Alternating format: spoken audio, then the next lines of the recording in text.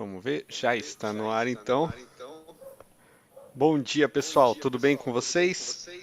Eu sou o Eduardo aqui do Sebrae. Nós estamos começando então a transmissão do Cafetec Online, esse Cafetec da nova realidade, né pessoal? E temos aqui o Rodolfo Spigai, temos aqui o Ronaldo Cirossi e também o Roberto Gameiro, que vão conversar com a gente sobre LGPD. Acho que é um assunto bastante interessante, principalmente para um cafetec, né, para a gente tratar dessas questões de tecnologia. E aí, também, eu gostaria agora de passar a palavra para o Ronaldo Cousa, que é o presidente do APL, para ele poder explanar o que é o Cafetec e como que é esse setor aqui na nossa região de Londrina, no Paraná. Com você. Bom dia, pessoal. Como o Eduardo mencionou, meu nome é Ronaldo Couso, eu estou como presidente do APL, que é o Arranjo Produtivo Local de Londrina, que ele se estende de Cornélio até Apucarana, onde nós fazemos algumas ações aí que ao longo do tempo, já fazem mais de 12 anos, desde 2006 que a gente tem esse movimento, né? Onde vem culminando aí na cidade de Londrina alguns acontecimentos que às vezes vocês estão vendo e nem percebe os bastidores, né?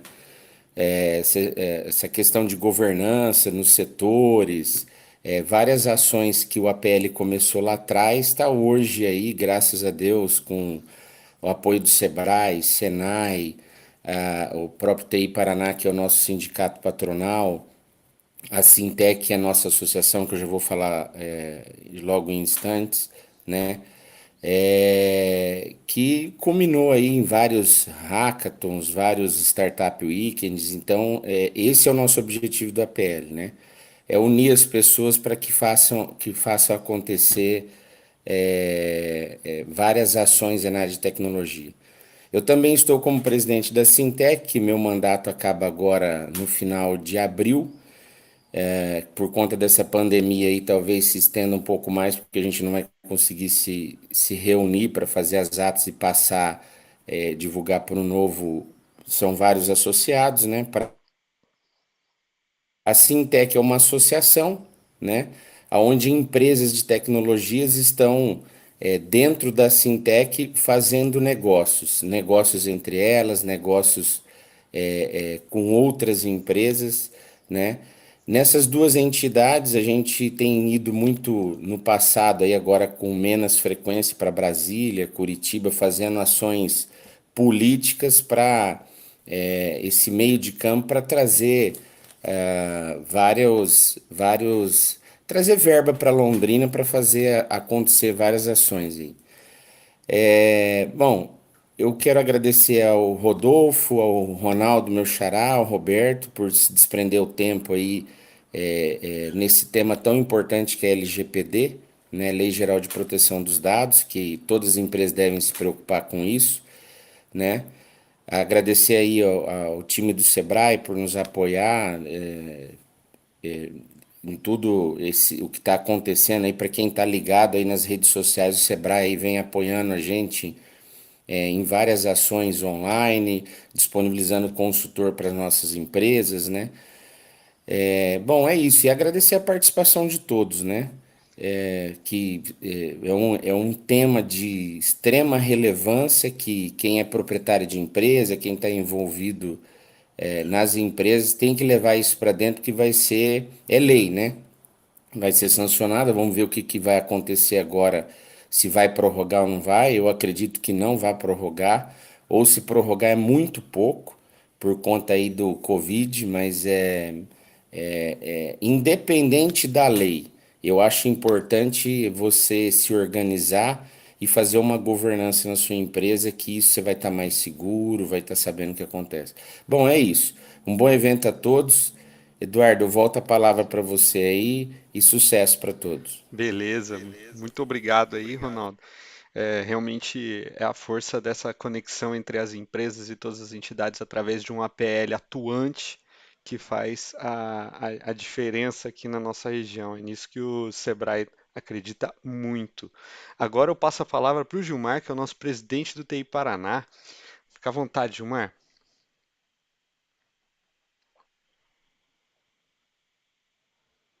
Bom dia a todos. Como foi colocado aí, meu nome é Gilmar Machado, muitos aqui já me conhecem, né? Eu estou presidente do TI Paraná, que é o sindicato patronal da indústria de software aqui da região norte do Paraná. É um sindicato que nasceu em 89, é um sindicato antigo, mas que começou realmente a participar mais dos movimentos da cidade a partir de 2008, junto com a APL. Só resumindo, o Ronaldo falou algumas coisas. O Ronaldo, inclusive, é vice-presidente do nosso sindicato da área comercial. Então, só para colocar alguns pontos aqui. O nosso sindicato ele é filiado à FIEP. Por esse motivo, nós temos 2 cadeiras como delegados da FIEP. Isso é importante para o nosso site. Temos hoje um vice-presidente da FIEP também, da área de TI, o Marcos von Borsten. E só citando, lembrando sempre de 2 ações importantíssimas que foram feitas através do nosso sindicato, através da movimentação PL e principalmente também do Senai. O Sebrae também participou, que é a vinda do Instituto Senai de Tecnologia para Londrina, onde é o único instituto no Brasil que foi escolhido a cidade pelo nosso movimento, né? Então, nosso sindicato é o único sindicato filiado à indústria. Então, nós tivemos esse privilégio de ter o IST aqui.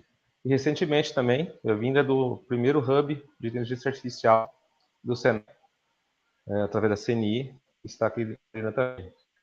Esses são os principais movimentos do nosso sindicato, que além de fazer importante que é a convenção coletiva, que mantém as nossas 44 horas aqui de trabalho em Londrina, fato esse que atrai muitas indústrias, né?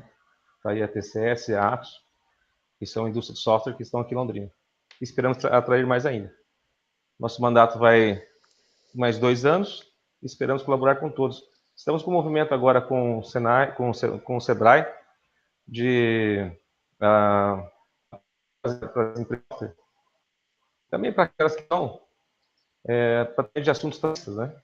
Então, eu tenho um pouco de conhecimento nessa área, temos advogados na área também. Então, se alguém tiver alguma dúvida como atuar nesse momento aí de quarentena, nós temos as dicas para vocês aí. Precisando, só entrar em contato com a gente. Obrigado. Legal, Gilmar. Realmente é uma parceria muito bacana que foi construída aí, né?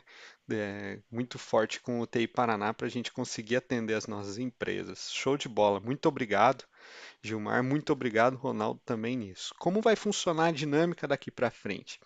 O pessoal Valeu. vai fazer a apresentação, né? Vai fazer a explanação a respeito da LGPD, do tema todo que eles prepararam. E caso alguém tenha dúvidas, é só mandar no chat que a gente está monitorando, está acompanhando.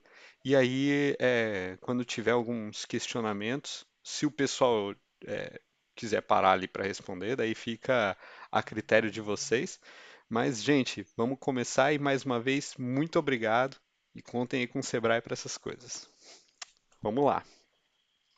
É com você, Rodolfo, Ronaldo, o, o Roberto. Aí eu não sei, só tem R aqui.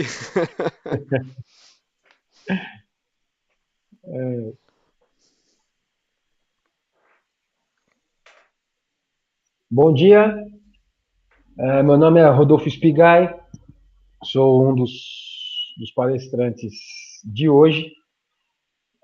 Sou advogado, sou especialista em LGPD, em administração de empresas, contábil financeiro, sou sócio de outras iniciativas, sou sócio de um fundo de investimento, sócio de uma empresa de consultoria de intermediação de negócios na área de tecnologia, dentre outras iniciativas. Hoje nossa palestra tem previsão para o término às 10, certo, Eduardo? Então, vamos seguir essa sistemática das perguntas no chat. E aí, quando a gente encerrar um tema, a gente começa a responder essas questões. Primeiramente, agradeço a todas as instituições aqui envolvidas. Muito legal essa iniciativa. No meu entendimento, é essa iniciativa que todo mundo deve ter, ou seja, ficar paralisado neste momento de crise só vai piorar a situação. Então, continuar essas iniciativas na forma que conseguimos ou não nos adaptar, este é o caminho. Temos que continuar o trabalho, continuar os estudos, continuar o network, ser visto nessa época.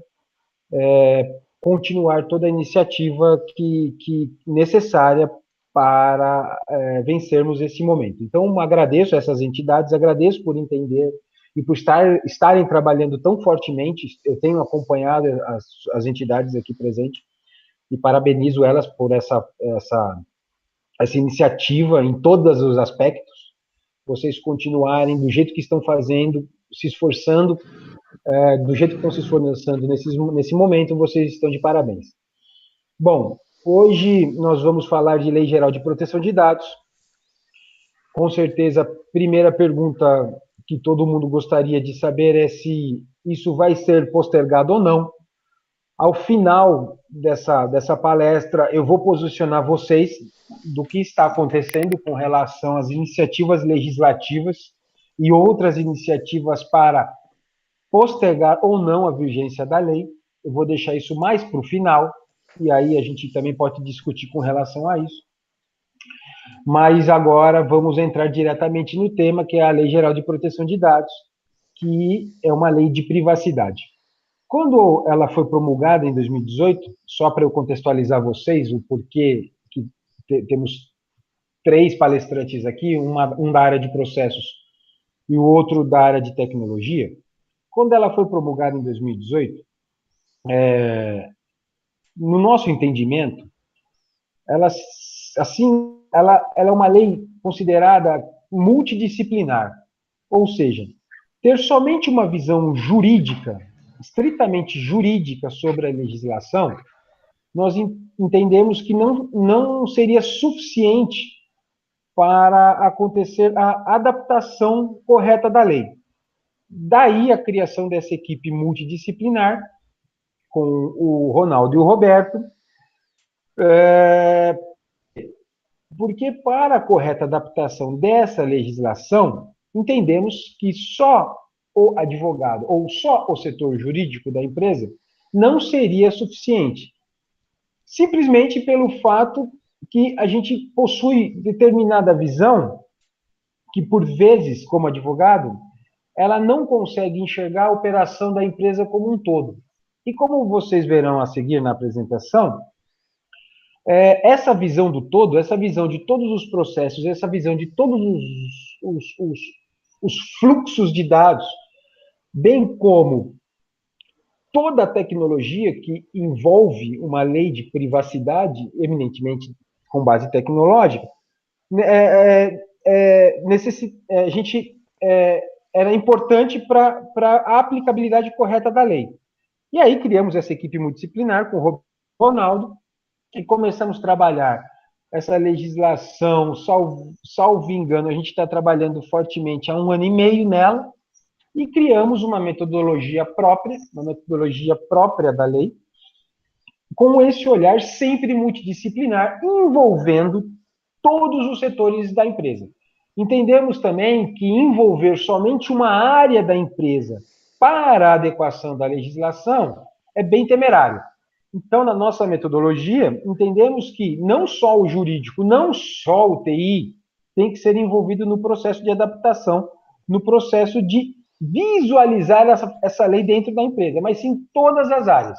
Então, foi aí que surgiu essa metodologia multidisciplinar, bem como a necessidade de envolvimento de todas as áreas, como uma norma, qualquer norma de governança, como qualquer norma de compliance. Essa legislação, ela surgiu, a proteção da privacidade, na verdade, ela surgiu porque começou desculpa a colocação, uma prostituição no uso dos dados pessoais. Eu, como sócio de fundo de investimento, já tive contato de alguns modelos preditivos que chegam a analisar até 150 coisas sua que você colocou na internet. Desde uma sequência de fotos de viagem até seus padrões de consumo e até a sua geolocalização. Exemplo, tive contato com um modelo preditivo que, de acordo com a sua geolocalização e sua postagem de fotos nas redes sociais, ele analisava através do algoritmo se você teria crédito ou não. Se você diminuiu suas viagens ao exterior, se a sua geolocalização ficava mais restrita, uma das leituras é que você já estaria com problema no crédito. Certo ou errado, não vou entrar na questão. Mas começaram essa prostituição de dados pessoais, e aí, na Europa, surgiu uma legislação que, a GDPR, que começou a tratar, ela já existiam outras legislações ali que falavam de privacidade, mas aí surgiu uma mais guarda-chuva que começou a tratar de dados pessoais, da privacidade das pessoas.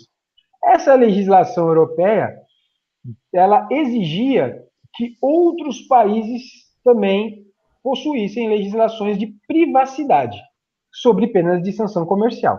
Daí, obviamente, vocês podem imaginar que isso gerou uma teia de adaptação a inúmeros países. Hoje, quase todos os países possuem legislação de privacidade, alguns diferentes, outros mais específicas. No caso dos Estados Unidos, a maioria são por estados, e cada estado possui uma legislação menor ou maior em termos de proteção.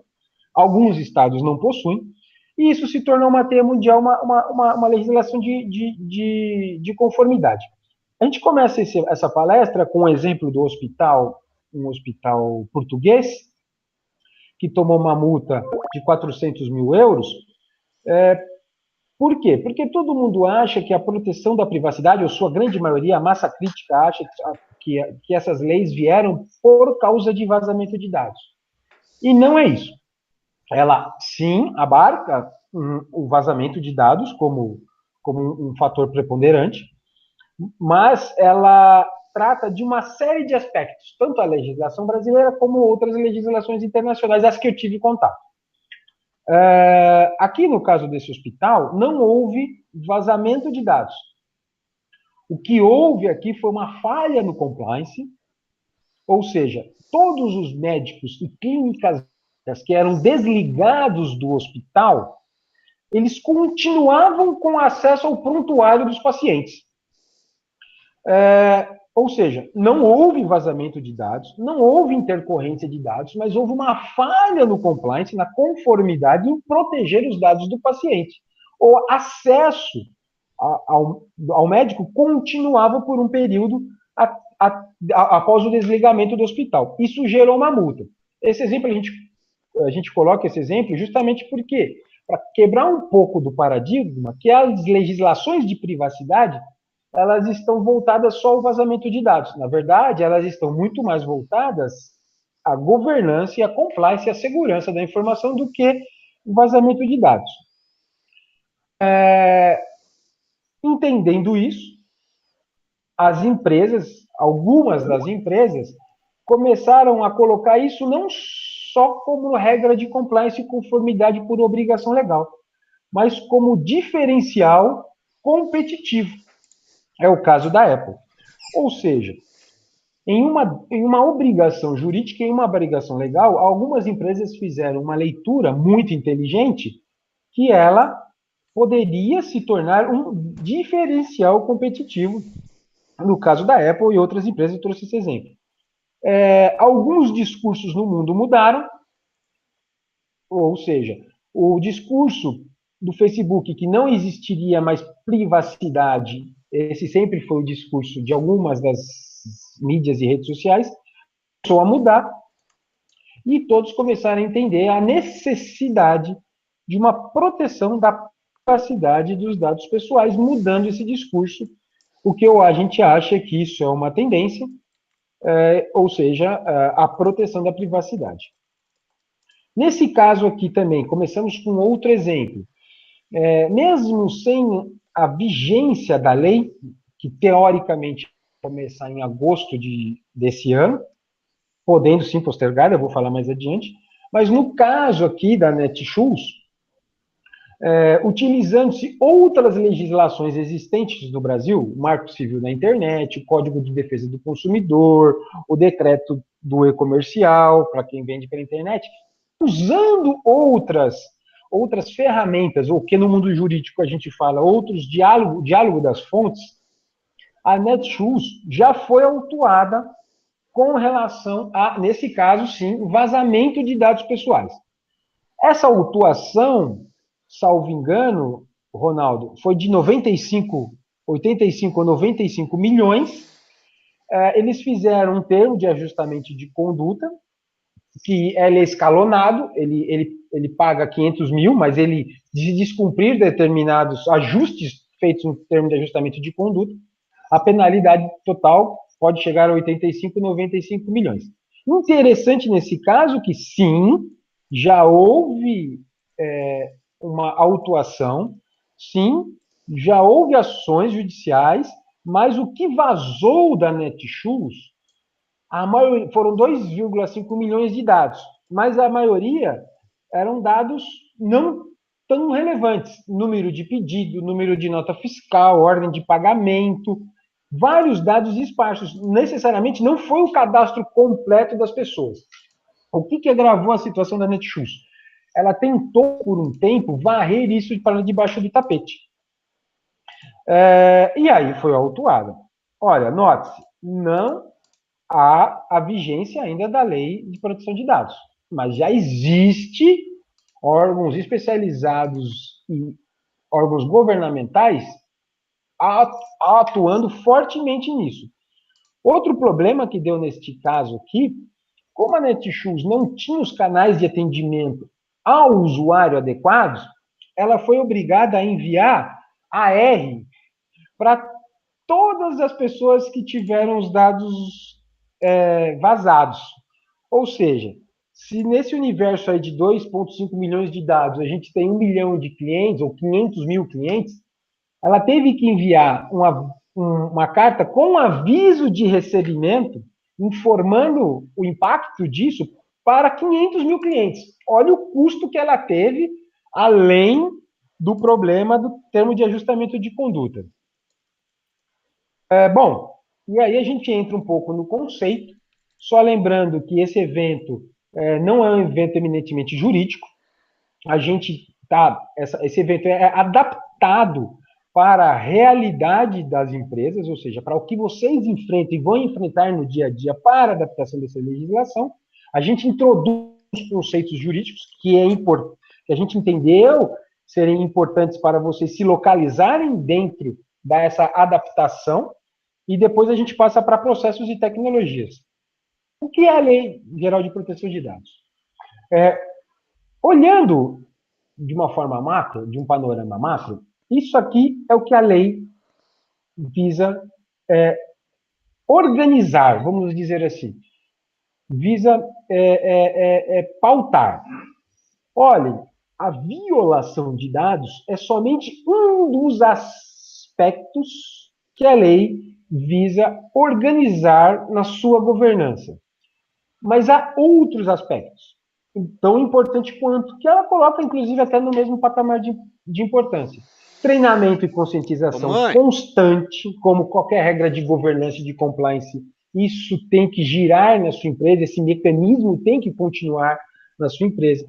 A forma de tratamento de dados, políticas de privacidade, os direitos de acesso, mas aí quando falo aqui direitos de acesso, eu falo o direito de acesso do usuário nos canais de atendimento, da pessoa física, consentimento, relação de impacto, e também ela cria a figura do Data Protection Officer, que é a pessoa que vai segurar a criança enquanto todo mundo dança. Esse aqui eu vou depois me ater um pouquinho. Se a lei vigorar em agosto, essa figura já tem que estar constituída. Essa aqui vai ser o responsável por organizar dentro da empresa todos esses canais. Ele tem outras figuras, ele se divide em outras figuras, mas eu vou pelo tempo corrido que a gente tem, vou me ater um pouquinho só na figura macro. Esse personagem aqui, ele será responsável solidariamente pelo que acontecer na empresa. Ele vai ter que, a gente brinca que ele vai ter uma posição, brinca não, né, na verdade, a gente coloca na nossa consultoria, no nosso organograma, a gente sugere que ele tenha uma posição diferente no organograma da empresa. Ele vai ter que ter ele tem que ter uma fluidez para conversar com o staff, o alto staff muito boa, e ele tem que conseguir transmitir isso para os multiplicadores das equipes em cada área. Essa figura, ele vai ter que existir tanto na microempresa como na SA. Ele é peça, ele pode ser pessoa física, ele pode ser pessoa jurídica, a lei não restringe isso, ele pode ser da equipe, ele pode não ser da equipe, ele pode ser da diretoria, ele pode ser membro de conselho, isso ela não restringe, mas ele vai ter que ter no organograma de vocês, nas nossas consultorias, sempre falamos assim, não adianta colocá-lo, por exemplo, dentro do organograma, ele é do setor administrativo. Não, ele está dentro do organograma lá na tecnologia de informação. Ele tem que ter uma visão macro da empresa, de todos os processos, e ele tem que conseguir percorrer todos os aspectos da empresa com voz ativa e sendo multiplicador. Essa figura, ela eu acho, a gente entende que foi colocado isso na legislação, por quê? Porque facilitaria muito a fiscalização, e ele sendo pai da criança, como responsável solidário para eventuais autuações, seria uma pessoa que necessariamente conduziria com força este processo de adequação da lei. Agora vou entrar um pouquinho, a gente achou interessante e fundamental definir o que seria dados pessoais, por isso que não foi necessário colocar um pouco de legislação nesse evento, e aí nós definimos, esse slide aqui é o artigo da lei, obviamente, e define o que são dados pessoais. Por que trouxemos ele? Porque, primeiro, o dado que se quer proteger é o dado da pessoa natural, ou seja, é da pessoa física. Dados da pessoa jurídica não estão protegidos por essa privacidade. Esse é o primeiro aspecto importante. O segundo aspecto importante é que o dado, a pessoa pode ser ela identificada ou identificável. O que é esse identificado? Identificado, obviamente, é o Rodolfo Spigai, CPF tal, sócio do escritório tal, ok, estou identificado. O que é o identificável na pessoa física? O identificável na pessoa física é se eu tenho um ou mais dados que aparentemente são desconexos, mas com eles eu chego à titularidade daquele dado da pessoa física. Ou seja, se eu tenho, por exemplo, apenas o nome do Eduardo, só tem um nome, Eduardo, contudo, que trabalha no Sebrae Londrina, e eu chegar no Eduardo, efetivamente, eu tenho um dado identificável. Outro aspecto importante colocar é que ela faz uma diferenciação nos dados pessoais. Primeiro, ela coloca o que é dado pessoal. Segundo, ela fala assim, o que é o dado sensível? Dado sensível são os dados que, de alguma maneira, podem gerar algum tipo de preconceito, ou eles são tão específicos na nova tecnologia que eles se tornam perigosos se não cuidados com muito carinho. Por exemplo, religião, outro exemplo, biometria. A maioria dos contratos hoje, pelo menos grande parte das relações que eu tenho, eu assino o contrato por biometria, ou por identidade facial.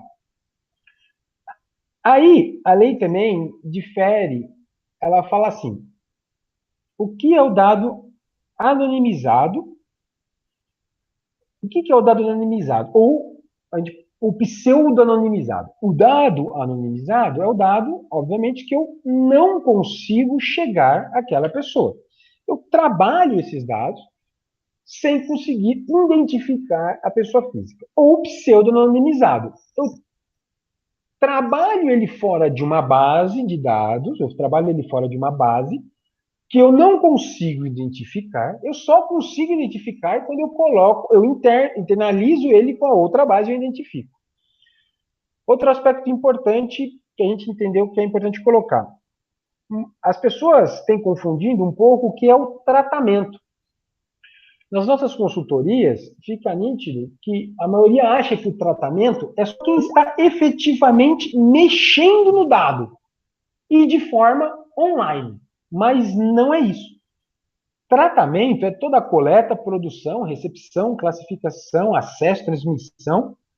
Ou seja, a pessoa teve contato com o dado pessoal, e é o contato mesmo, ela viu o dado pessoal, numa folha de papel, em cima da mesa do RH, ela já tratou o dado. Ela pegou aquele bolo de currículos, foi lá em papel, arquivou no armário do RH. Ela tratou o dado. Ou seja, é importante verificarem nas suas rotinas que tratamento de dado é quase tudo. Aí, na nossa consultoria, a gente brinca. Você não classifica lá dentro da sua conformidade da sua empresa o que é dado sigiloso? Hoje, todos os dados, hoje não, né? Mas a partir de agosto, todos os dados serão considerados sigilosos e os dados sensíveis ainda é o que vai ter o carimbo vermelhinho, que é dado confidencial. Essa é o feeling que a gente tenta passar falando. Trate os dados pessoais hoje como dados sigilosos. E os dados sensíveis são mais sigilosos ainda, são os dados confidenciais. Pode falar. A pergunta? Eu vou parar um pouquinho no tema aqui, em dados pessoais. Tem uma pergunta do Fábio, que ele pergunta como as clínicas de saúde odontológica devem se adaptar à LGPD. Como todas as outras empresas, se eu pudesse responder. Sim, as clínicas odontológicas precisam se adaptar à LGPD.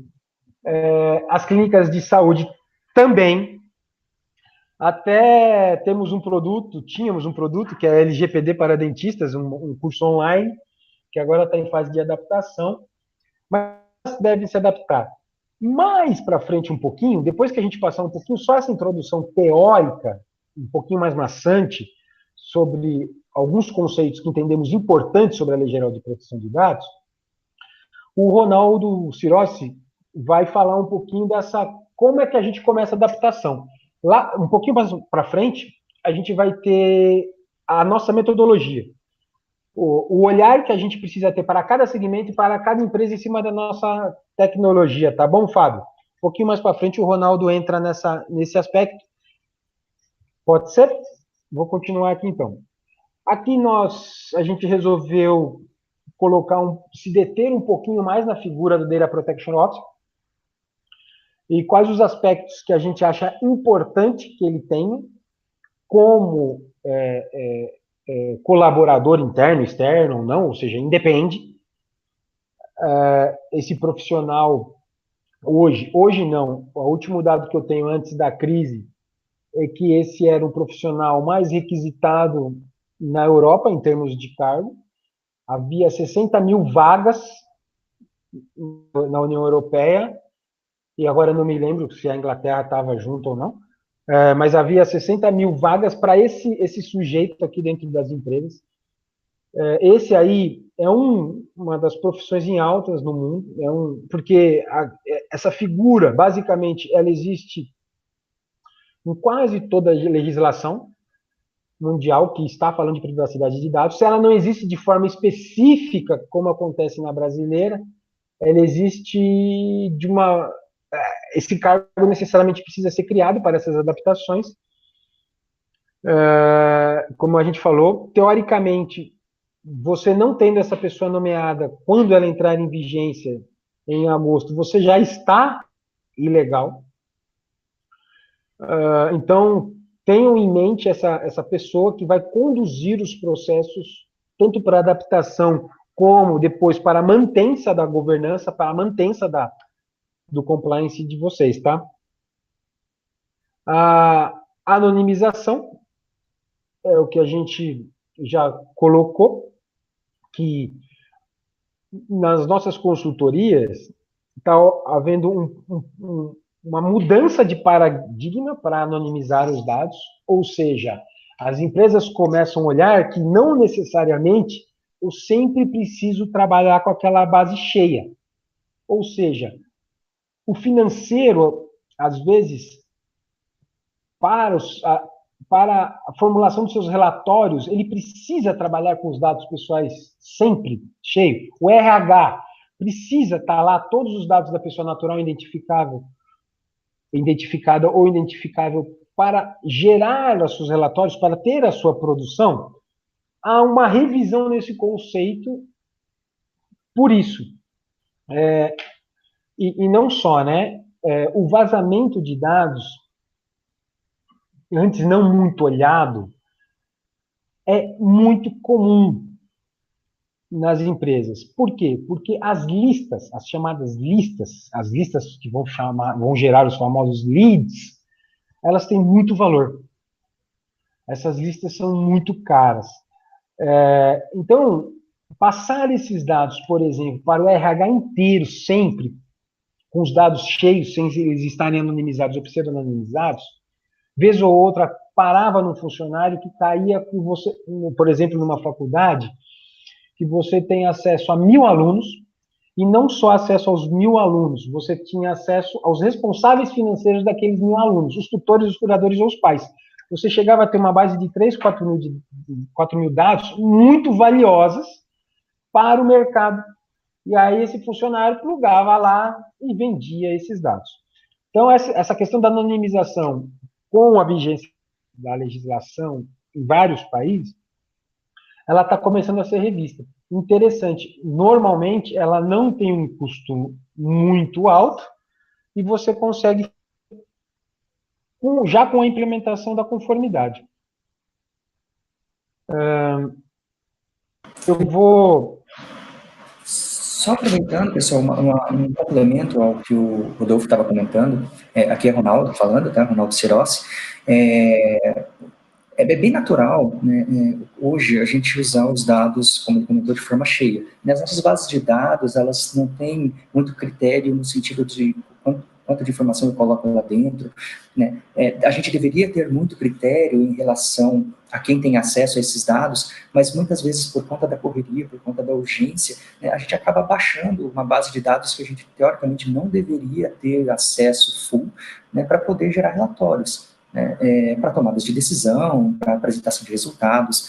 Um exemplo desse é o relatório de turnover, um relatório simples, um relatório que, por vezes, a gente precisa gerar ele mensalmente, mas eu não tenho uma base específica trabalhada para poder gerar esse relatório, nem sempre eu tenho essa base.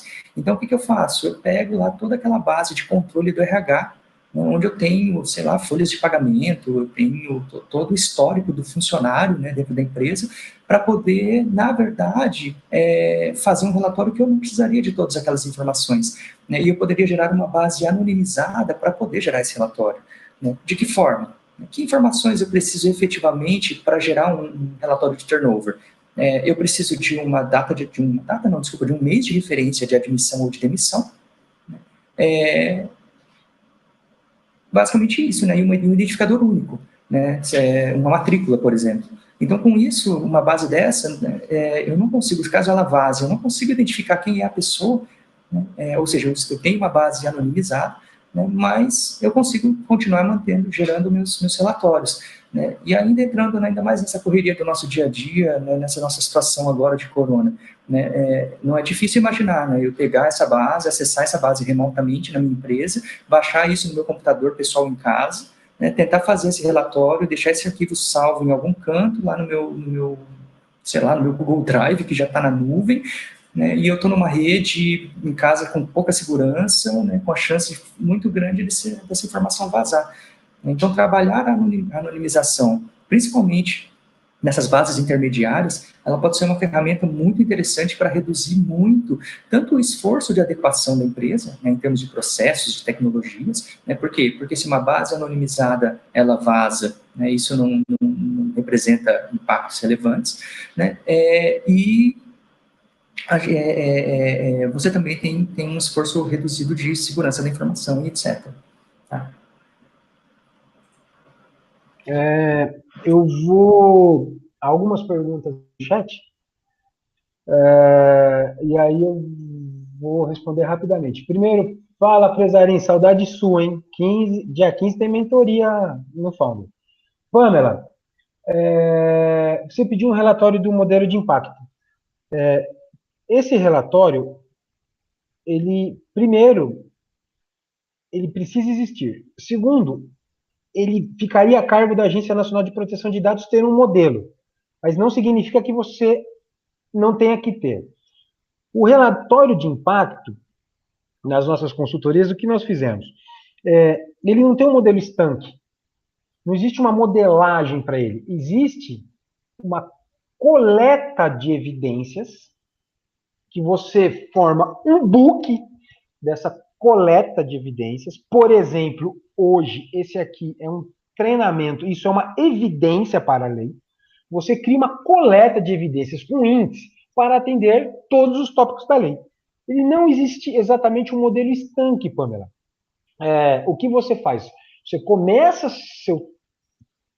todo o seu mapeamento de fluxo de dados, elabora seu mapa de risco nesse fluxo de dados, adapta seus contratos jurídicos, ou todas as suas relações jurídicas que você possui, e o volume de relação é imenso. Isso é muito interessante, o Ronaldo vai falar para frente, mas a gente acha que a gente possui 7, 8 contratos com nossos parceiros e fornecedores, mas na verdade a gente possui centenas. Todos aqueles aceitos que você deu, aqueles ok nos e-mails, nos WhatsApp, tudo isso é uma relação jurídica.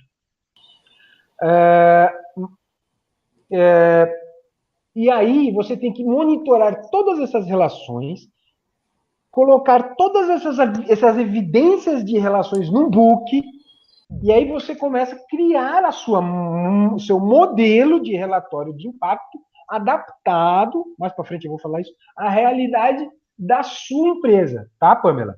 Então, esse modelo estanque,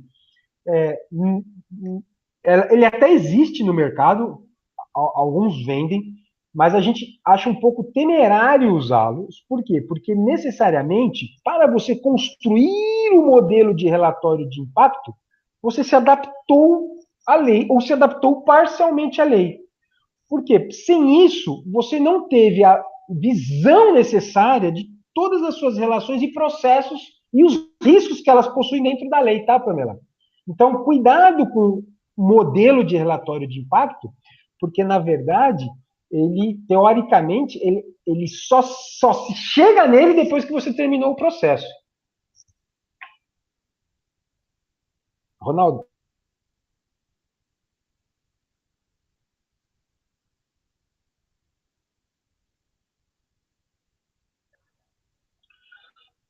Tem uma pergunta do...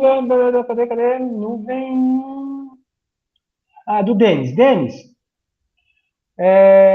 empresas que possuem dados na nuvem, como as Google, já estão cobertas pela LGPD? Não. Não estão cobertas. Por quê? Porque você não fez exatamente isso. Você não monitorou suas tecnologias, seu processo e fez seu mapa de riscos em cima da legislação. Ok, eu possuo parte dos meus dados protegidos, que eu brinco, pelos mestres do universo, né? Google e Amazon, que dificilmente você vai conseguir alterar um contrato, mas não se preocupa, eles estão se adaptando. Eles estão bem adiantados com relação a isso, se não já estiverem adaptados. Mas, assim, não, só os dados estarem na nuvem não protege da LGPD. Tento complementando, Denis, por exemplo, né, quando você contrata um serviço, eventualmente do Google, da Amazon, por vezes esses serviços têm uma série de opções de configurações de segurança. Né? Você pode contratar um servidor cru, né, só a máquina. Você pode contratar serviços de backup, você pode contratar outros serviços que agregam valor e agregam segurança ao seu servidor. Então, na verdade, a responsabilidade nesse caso continua sendo sua, né? Porque se você está fazendo a gestão do servidor, né, qualquer coisa que aconteça a esse servidor, né, dados vazados por aí fora, né, sendo que aponte para uma má gestão de segurança, né, o Google ele não vai ter responsabilidade sobre isso, a Amazon também não. Então, é importante que você se atente a esses contratos, inclusive, né, para verificar se os contratos que você tem hoje com Google e Amazon, né, cobrem de forma efetiva essa parte da LGPD. Tá? Mais uma pergunta aqui, que passou aqui.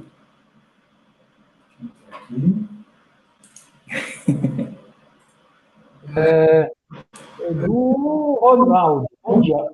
Eu logo, você quer usar o Windows original? É verdade.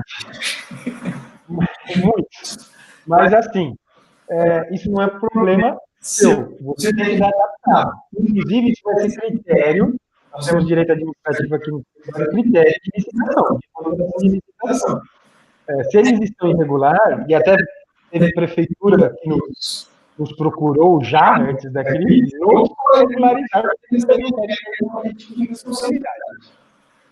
o Nilson, como ficará aí na campanha eleitoral? Primeiro, mais para frente eu vou falar das iniciativas do que está acontecendo com isso. Claro que existe uma grande para que isso seja postergado. Mas, como com o passar do tempo, a gente tinha entre 17% das empresas brasileiras se adaptando em dezembro. Hoje a gente deve estar em torno de 25% a 30% antes da crise. Ou seja, na medida que o tempo vai passando e as empresas têm que se adaptar, quanto mais empresas adaptadas de vários segmentos, menos pressão tem nos governantes para postergar, entende? Claro que a gente acha que vai acontecer uma postergação, vou falar mais para frente, mas é por causa da coronavírus, não é por causa mais de lobby de grandes marketplaces querendo postergar essa legislação, porque acham que vão ter uma dificuldade aí nos famosos funis de vendas, etc, etc. Tem mais pergunta? Podemos continuar? Ronaldo, sim, os órgãos públicos eles vão ter que se adaptar. Ponto. Se tem ou não tem, não sei. Mas eles têm sim que se adaptar, está na previsão. O importante é que você se adapte. Tá? Não sei se eu tentei responder essa pergunta, mas assim, todo mundo vai ter que se adaptar. Tem uma postergação já colocada, vou falar mais para frente, que é com relação à saúde e segurança pública por causa da crise. Isso já está postergado por 120 dias, a comissão de juristas, etc. lá, mas teoricamente sim, todos vão ter. Tanto que um dos motivos que surgiu essa lei é que aposentados, o que estava acontecendo?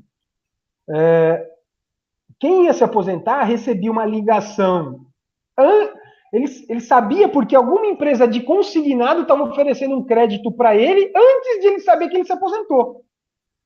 Então, o governo está querendo bater forte também nos órgãos públicos. Por quê? Porque o INSS, essas listas vazavam, e aconteceu casos aqui no escritório que, poxa, eu recebi uma ligação de uma empresa de crédito consignado falando que eu me aposentei me oferecendo crédito, mas ainda não me aposentei, não saiu minha aposentadoria. Então, para responder a sua pergunta, sim, inclusive os órgãos públicos vão ter que se adaptar.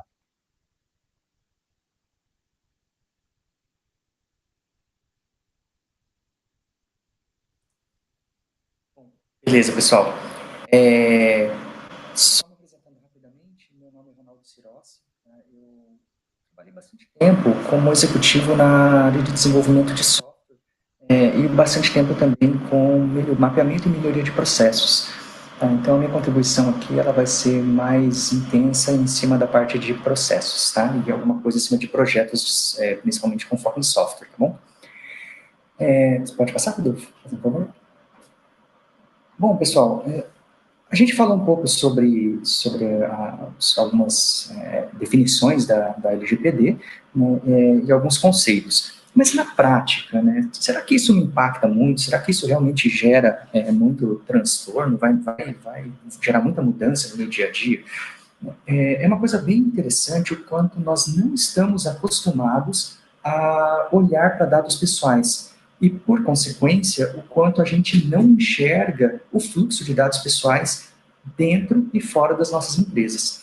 A gente fez alguns exemplos aqui de alguns fluxos, né, de transferência de dados pessoais em alguns contextos, em alguns segmentos, tá, para ilustrar isso. Tá? É um exercício mesmo para abrir a cabeça, tá? Para que a gente possa entender, perceber o quão amplo é esse fluxo de dados pessoais. Tá? O primeiro exemplo aqui é de uma indústria. Tá? Uma indústria, então, a partir do momento que você tem uma indústria dentro de um condomínio industrial, por exemplo, né, para que os funcionários dessa indústria eles possam acessar esse condomínio, a indústria precisa passar dados pessoais de todos os colaboradores para a portaria do condomínio. Ou seja, existe uma troca aqui de dados pessoais. Né? Mas por que isso é importante? Qual que é a relevância disso para mim?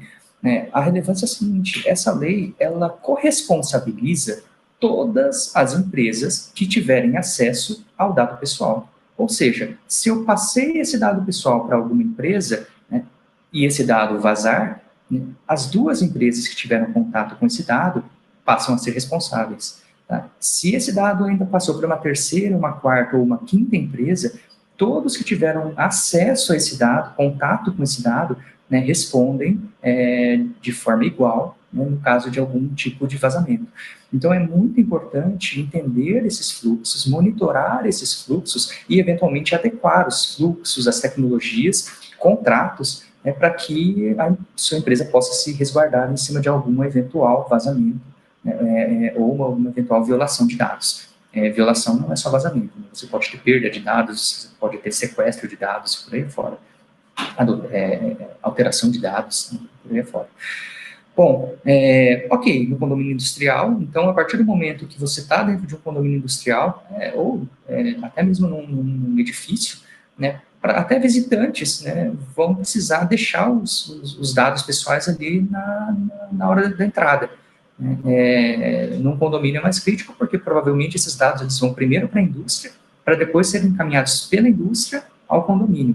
Ou seja, aqui já existe um fluxo aí de 3 pontos, em 3 partes, onde um cliente da indústria passa os dados de um funcionário, né, para a indústria, e a indústria manda isso para o condomínio industrial. Um outro exemplo é o vale de alimentações, os benefícios. Né? Se você oferece vale de alimentação, refeição, vale transporte, plano de saúde, você precisa passar dados de todos os seus funcionários ou colaboradores para as empresas que prestam esse serviço, para a sua indústria. Então, mais uma vez, um fluxo de dados saindo da indústria e indo para dentro de outros parceiros. No caso do plano de saúde, isso se torna um pouco mais preocupante ainda, né? Um pouco mais sensível, pelo menos. Por quê? Porque, além de passar os dados dos funcionários, eu vou passar dados de cônjuges, né, e de dependentes. Então, é um fluxo com um volume de dados grandes, inclusive dados sensíveis, de acordo com a classificação da lei. Um outro fluxo um pouco menos óbvio, né, de uma transportadora que presta serviço para a indústria. Por quê? Da mesma forma, para a indústria receber esse caminhão, né, ela provavelmente vai exigir uma identificação, tanto do caminhão quanto do motorista. A partir do momento que a transportadora envia essas informações para a indústria, né, novamente dados pessoais sendo trocados. E um terceiro salto, a indústria provavelmente vai precisar mandar dados pessoais desse caminhoneiro, desse motorista, né, para o seu cliente, que vai receber essa carga. Então, de novo, dados sendo transmitidos. Eu sou uma indústria um pouco mais para frente, né, eu já estou me adaptando à nova realidade de mercado, onde eu já quero fazer venda direto para o meu consumidor final. Eu já estou me adequando à indústria 4.0. Ótimo, fantástico. Então, eu vou fazer vendas por marketplaces. E esses marketplaces vão coletar dados, diversos dados, né, dos clientes finais, e vão passar para a indústria, né, para que a indústria possa fazer o envio dessa mercadoria. Puxa, mas será que esse marketplace, ele pegou um consentimento adequado? Ele poderia enviar, né, esses dados para a indústria? Né? E indo além, né, eu já me antecedi, aproveitando esses dados, indústria, já estou começando a cadastrar isso no meu CRM. Né? Então, eu estou pegando dados que eu não sei se tem um consentimento adequado, né, fazendo uso deles para envio de informações, registrando isso no meu software CRM e depois fazendo uma série de outras coisas, tratando uma série de outros processos, esses dados, né, talvez sem o consentimento do titular do dado. Tá? Isso foram alguns exemplos, tá, pessoal? Aqui vocês vão ver que com um brainstorming rápido, vocês vão encontrar diversas situações de tratamento de dados, tá? De troca de dados entre a indústria e os seus parceiros, clientes, fornecedores e vice-versa. Tá? Da mesma forma, a gente consegue identificar isso internamente, tá? Em fluxos internos. Se você olhar para a equipe de gestão, a equipe de gestão ela tem acesso a diversos dados pessoais de funcionários, eventualmente de clientes, para poder fazer a gestão adequada do negócio. TI tem acesso a dados, né, de uma forma absurda. Praticamente não, né? Todos os dados que estão em meio digital, né, dentro da rede, TI, de alguma forma, acaba tendo acesso. Aqui acho que vale um ponto de atenção, porque, assim, dados pessoais não são somente dados armazenados em meios digitais. Tá? Em papel também é coberto pela lei. Tá? Então, todo o processo de segurança de dados pessoais, ele vai além de TI. Tá? Ele se estende, se expande também, né, para arquivos em papel. Tá? Ou eventualmente, outras mídias. Né? Segurança do trabalho, né, também tem acesso a dados pessoais. Por quê? Porque o responsável pela segurança do trabalho, né, numa indústria, precisa garantir a distribuição e o uso adequado dos EPIs. Para ele conseguir garantir isso, ele precisa de uma base de dados de gestão de entrega, treinamentos, né, e auditorias de uso desses APIs. Então, a partir daí, ele tem uma base de dados pessoais, né, de todos os funcionários que precisam usar API. Auditor interno, ele sai com a prancheta lá com o nome de um monte de funcionário para poder fazer entrevistas, poder colher indicadores, e aí essa prancheta, de repente, ele deixa do lado ali para tomar uma água, para bater um papo, e ficam aqueles dados ali em papel mesmo, explícitos ali, sem segurança. Tá? E aí mais alguns outros exemplos. Tá? Então, pessoal, esses exemplos eles são muito interessantes para que vocês possam perceber, para que nós possamos perceber, né, o quão abrangente são os nossos fluxos de dados pessoais. Muitas empresas pelas quais a gente conversou, por vezes a gente ouviu o seguinte: não, mas isso aqui é tranquilo, a gente fala para o gerente de TI e ele dá um jeito de achar esses dados pessoais na rede. Mas, primeiro, né, ok, se tiver no banco de dados, até dá para achar. Mas se tiver num arquivo Word compactado, no temporário do e-mail do Outlook, putz, como que ele vai achar esse troço lá? Não, mas eu peguei isso e ainda joguei dentro do meu WhatsApp, né, que fez um backup na nuvem, que eu nem sei aonde que é a minha pasta de backup. E depois eu joguei para o meu Google Drive, que está compartilhado com Deus e o mundo. Ou seja, a informação ela começa a perder rastreabilidade. A gente tem mais alguns exemplos, pessoal, para diversos segmentos aqui, tá? Mas são exemplos que a gente gostaria de compartilhar com vocês pela apresentação. Tá? O que a gente vai fazer? A gente vai disponibilizar para vocês um formuláriozinho de cadastro no chat do YouTube, tá? Para que vocês possam, para quem quiser receber essa apresentação, tá? Possa fazer um cadastro rápido ali para a gente, para mandar para que a gente possa enviar essa apresentação, tá? Inclusive com esses outros exemplos. Tá? A gente tem exemplos na área de saúde, no hospital, tá? A gente tem exemplos do turismo, temos exemplos de um hotel, né? Temos aqui, no YouTube, eu acabei de deixar o link ali para vocês, tá? Exemplos de empresas que comercializam software como serviço, né, ou desenvolvem software. Então, assim, tem alguns exemplos legais. E aí, Fábio, bom que você lembrou aí, a gente tem um exemplo também do ecossistema odontológico que não está aqui nessa apresentação, mas eu vou incluir para poder enviar para vocês. Tá? Só preencher ali no Google Forms para que a gente possa mandar para vocês por e-mail. Perdão? Do exemplo que a gente tem do cérebro e do SWOT.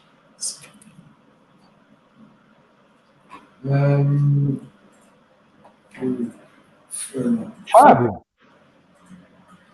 só a título de curiosidade, nós fizemos um evento no CIOP, a gente estava em São Paulo, no Congresso Internacional de Odontologia de São Paulo. A gente tem esse produto LGPD para dentistas, que é um produto que a gente está em fase de readaptação, né? Ele estava colocado à venda na Hotmart até pouco tempo, que é para dentistas. Prestamos consultoria em radiologia ligado ao setor odontológico. Somos parceiros da Associação Brasileira de Cirurgiões Dentistas, seção do Paraná, nesse aspecto. A gente tem bastante material e é bastante forte nesse segmento também. Publicamos artigos, você também deve conhecer, no Jornal Odonto, para sair a segunda publicação. Também tem lá. Então, fique à vontade depois de chamar no privado, que a gente tem bastante conteúdo com relação a isso, tá bom?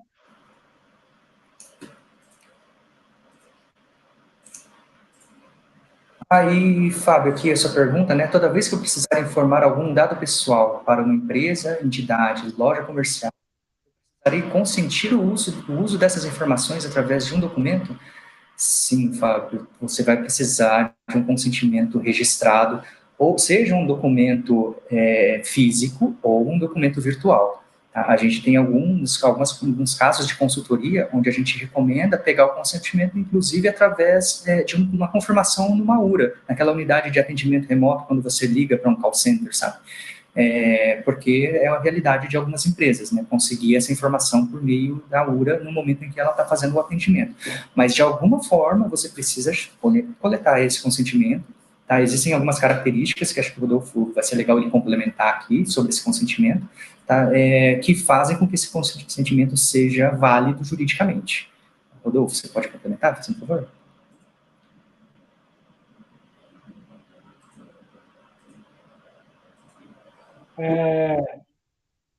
O Ronaldo respondeu muito bem, Fábio.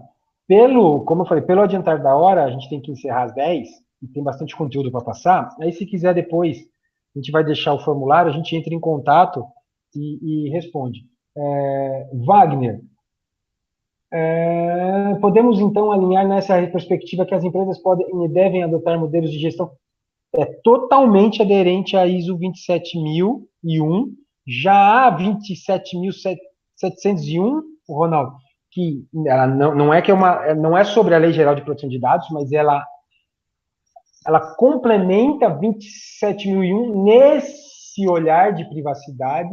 Sim, é importantíssimo ter os conceitos de segurança de informação. As 27.000, a ISO 9000, que é de serviço, a 9000, ajuda bastante, porque quando a gente se depara com empresas que já têm essas ISOs, elas já têm grande parte desses processos monitorados e estão habituadas a fazer esse tipo de fluxos e mapeamento de riscos, o que facilita bastante, tá? E aí, complementando, inclusive, a gente está com uma consultoria agora, já para começar em maio, onde a indústria ela exatamente pediu isso, tá? Ela quer a adequação da LGPD junto com a implementação da ISO 27001, sabe? Porque ela entende exatamente essa necessidade, essa aderência das duas, da norma e da lei. Tá? Então, é bem isso que o Rodolfo comentou. Bom, seguindo, aqui, pessoal, um exemplo no caso de impactos no processo de desenvolvimento, tá? Principalmente software aqui, mas não exclusivamente software. A partir do momento que a lei entra em vigor, o próprio mercado ele começa a demandar novos requisitos. Tá? Aqui a gente também está com um caso de um parceiro, de um cliente, né, que nos pediu uma ajuda, porque clientes dele começaram a demandar dele que os desenvolvimentos que ele faz para mercado, né, tenham requisitos que atendam à Lei Geral de Proteção de Dados.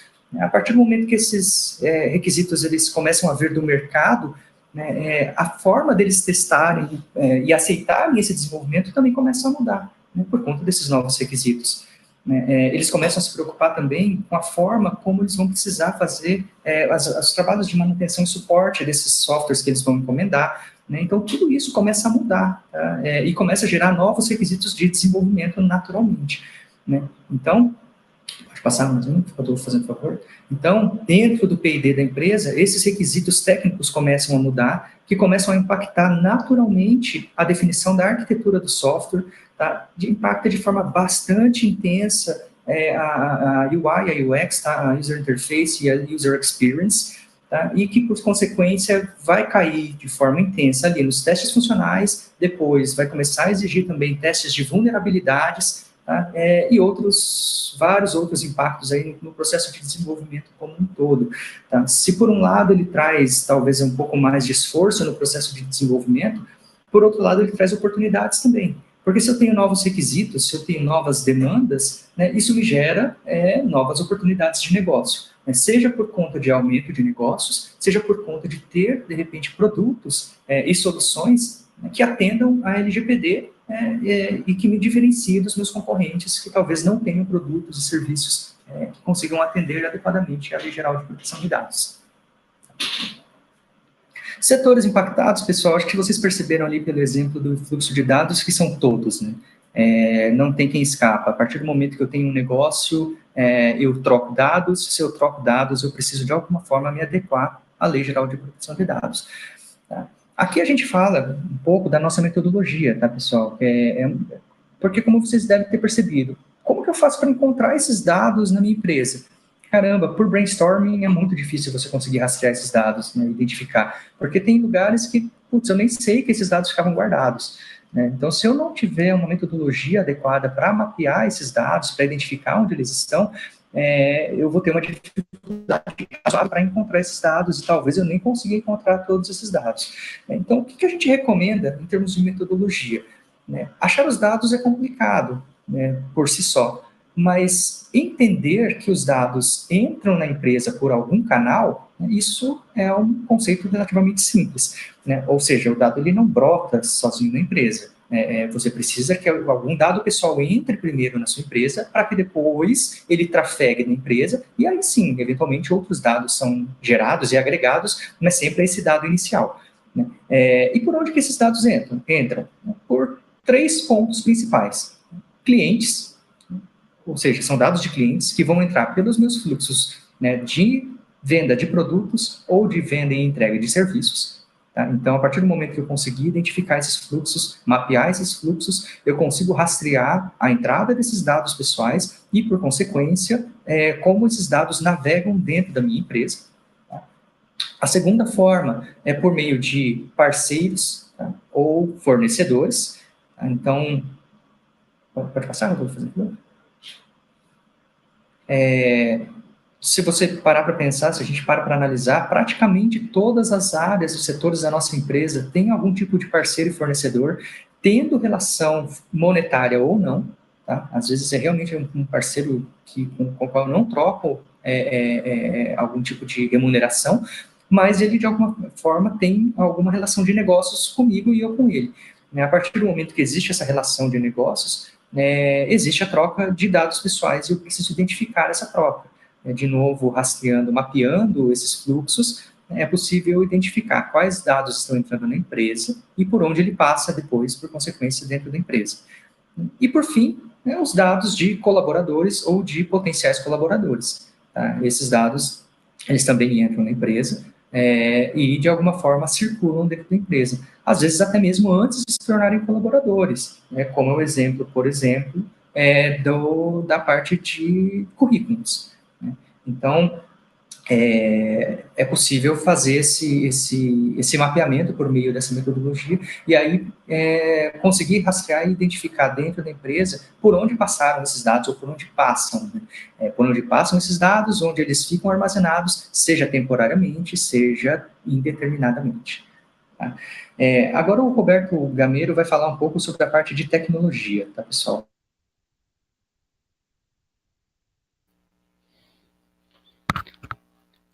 Alô, bom dia, pessoal. Aqui é o Roberto Gameiro. Eu sou graduado em administração de empresas e também graduado em engenharia elétrica e telecomunicação. E tenho também pós-graduação em psicologia e sistemas da informação. Bem, atuo no clube de engenharia, como membro das governanças da PL e outras, e também tenho mais de 20 anos de experiência na Exact Software, tanto quanto na área de infra, quanto na parte de análise de sistemas, tá? E atualmente eu tenho uma empresa no setor de infraestrutura, na área de redes e cabeamento estruturado. Eu vou procurar ficar dentro do tempo que nós temos aí, mas eu queria começar falando rapidamente, ou seja, que a segurança da informação, é algo muito antigo. Sempre houve essa preocupação de que ela garantisse que ela cumprisse o papel dela. Encontram-se registros, né, de que o Egito, apesar de ter aquele hieroglifo que nós não entendemos nada, eles já praticavam criptografia. E algumas guerras, né, como os espartanos, eles também usavam alguns tipos de cifra para garantir que as informações pudessem ser transmitidas em campo de batalha, né? Mas a segurança da informação, ela tem uma série de outras coisas que são importantes. São elas disponibilidade, integridade, confidencialidade, legalidade, não repúdio, auditoria. Isso daí, ela fica sempre, é importante, não importa qual a tecnologia que seja utilizada. Agora, as tecnologias, elas vão e vêm. Assim como antigamente se usava um sinete com cera para selar, para garantir que alguma informação foi acessada por quem não devia ou não, né? Mas a importância para saber se ela foi violada ou não, manteve-se ao longo do tempo. Tá? Então, nós vamos ver hoje algumas tecnologias, que são impactantes dentro da segurança da informação. O descarte de informação. Se nós não tomarmos cuidado com o descarte, não importa se ele é feito tanto em papel, se ele é feito deletando um arquivo, nós podemos estar tornando essa informação disponível a quem não interessa, né? O controle do USB, né? A gente fica pensando, está o USB ali no computador, mas se colocar um pendrive ali, ou um cartão de memória em outro lugar, ou seja, quem pode gravar, né, alguma coisa que não é interessante para a empresa, que saia dali? Para isso é importante o quê? Os inventários. O inventário de TI, você passa a conhecer tanto o seu hardware quanto o seu software. Quem tem o quê? Quem tem acesso ao quê? Ou seja, e aí, isso é importante para sabermos quais são as disponibilidades que existem, desde o celular individual de cada um, qual tipo de acesso que ele tem à informação, né, até alguns mecanismos como se aquela máquina tem um USB e se vai ser desabilitado ou não.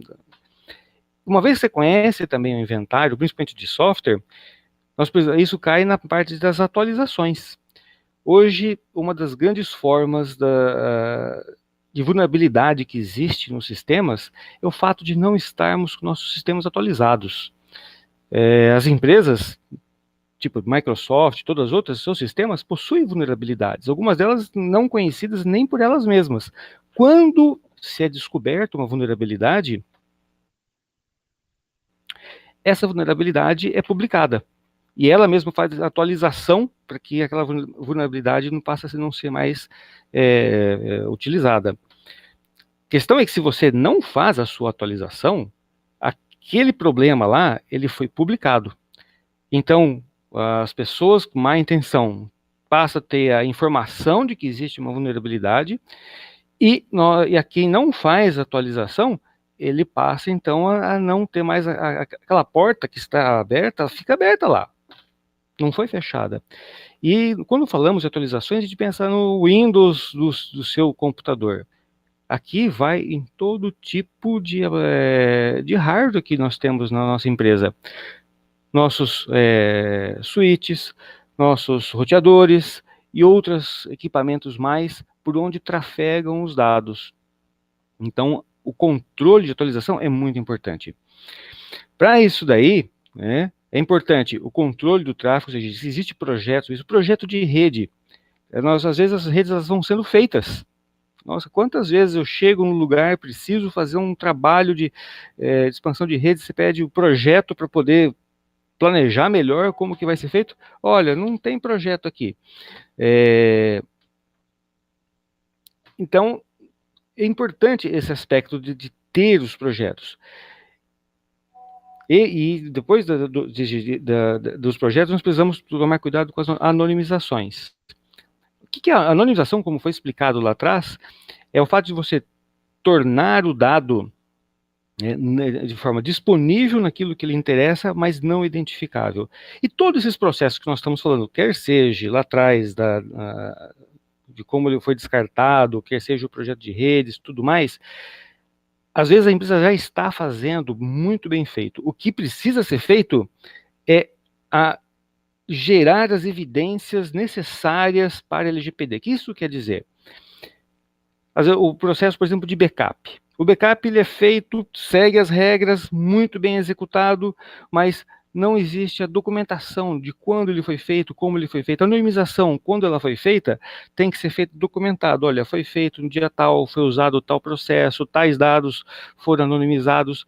Para que, se alguém, em algum momento, ele diz que o dado dele vazou dali, nós podemos dizer, olha, ele não vazou. Porque as evidências de que não foi daqui, primeiro, ele foi anonimizado antes da data que você disse que ele vazou.